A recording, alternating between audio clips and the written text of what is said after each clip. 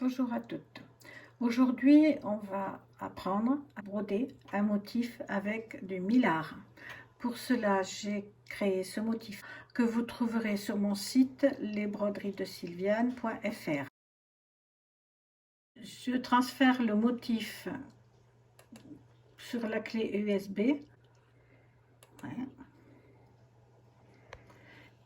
Et je vais le mettre sur la machine. J'ai choisi le motif 12 cm. Pour cela, j'ai pris mon cadre 18-13. J'ai mis un déchirable 50 grammes et une toile épaisse que j'ai bien tendue dans le cadre. Il existe différentes formes de millard. Du pailleté, en rose, en bleu, en vert, de l'uni métallisé. Ceux-là, vous les trouvez chez Brin de Fil.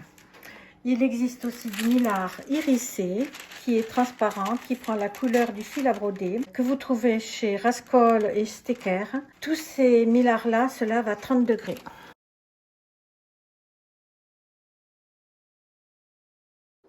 J'ai branché la clé USB sur la machine pour y transférer le motif. Je vais le chercher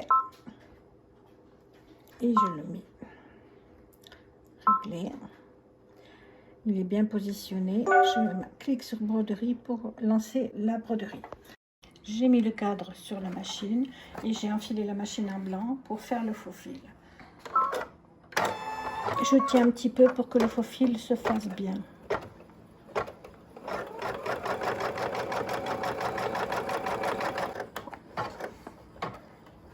La première étape est le tracé du contour de la robe. J'ai donc enfilé la machine en rose. Et je lance.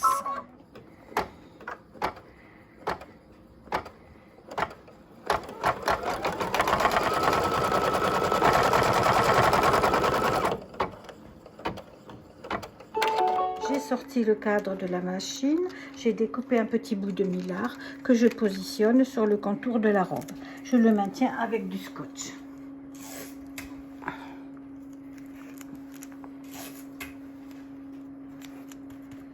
J'ai remis le cadre à la machine. Je vais maintenant faire le remplissage de la robe.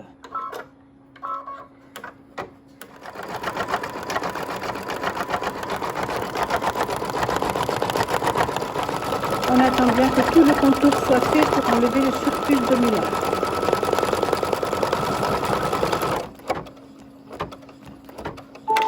Le remplissage de la robe est terminé. On va enlever le surplus de millard.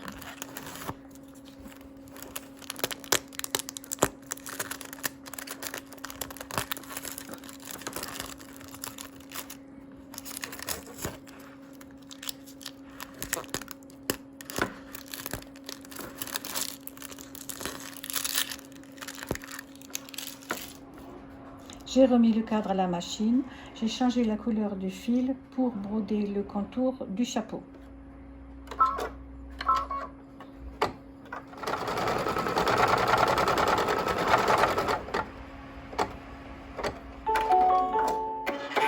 J'ai sorti le cadre de la machine, j'ai découpé un bout de millard pour le positionner sur le contour du chapeau, que je maintiens toujours avec du scotch.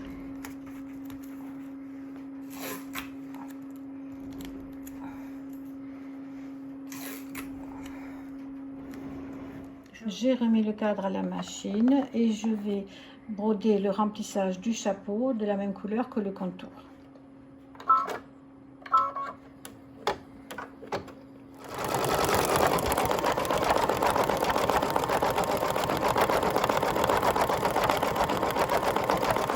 S'il y a quelques plis qui se font.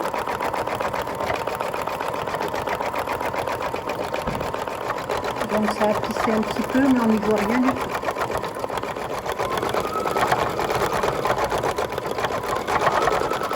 On attend bien que le contour se fasse pour enlever le surplus de millard.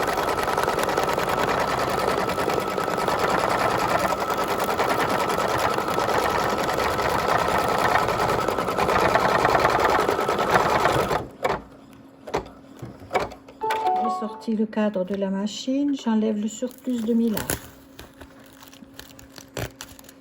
Comme vous avez pu le voir, j'essaie toujours d'enlever le millard en le mettant vers le remplissage.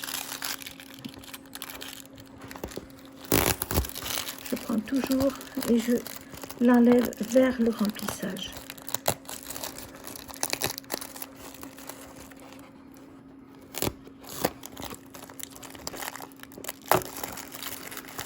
Il y a moins de petits bouts qui restent comme ça. Voilà. Encore un petit peu. Je prends la pince à épiler pour finir. Et je remets le motif, le cadre à la machine pour finir la broderie.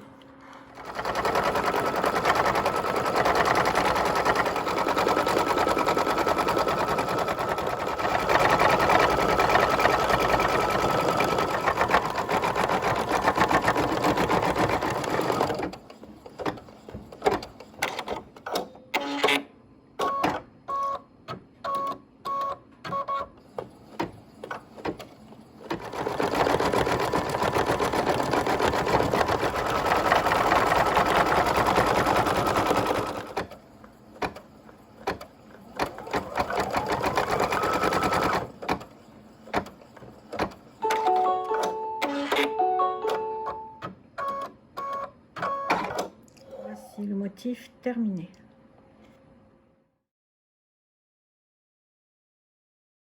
Tout à l'heure, nous vous avons parlé du millard rissé. Nous allons prendre le même motif pour broder avec et vous faire voir la différence de technique.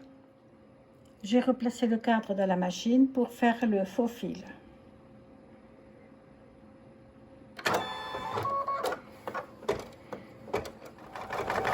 Je vais me servir de ce cadre pour positionner le millard hérissé. J'ai découpé le millard hérissé que je vais placer dessus le faux fil. Je le maintiens toujours avec du scotch.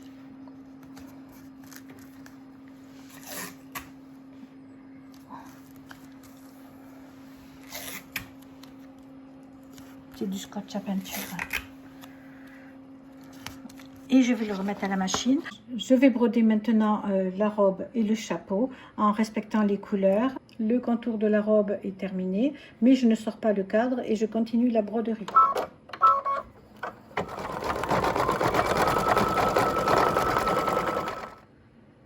Je n'ai pas sorti le cadre de la machine, j'ai changé le fil, je vais maintenant broder le chapeau.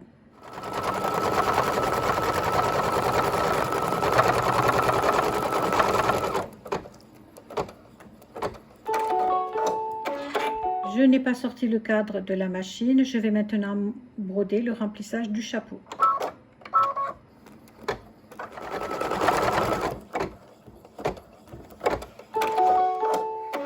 La broderie de la robe et du chapeau étant terminée, je vais sortir le cadre pour enlever le surplus de millard.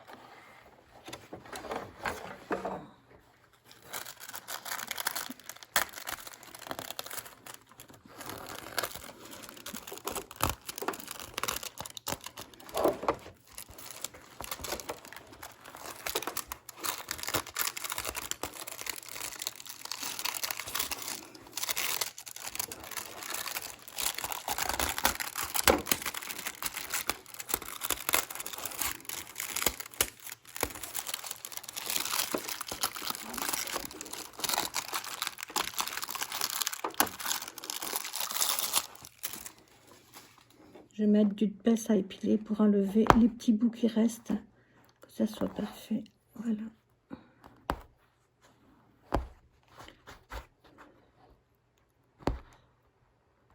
Et je remets le motif, le cadre à la machine pour finir la broderie.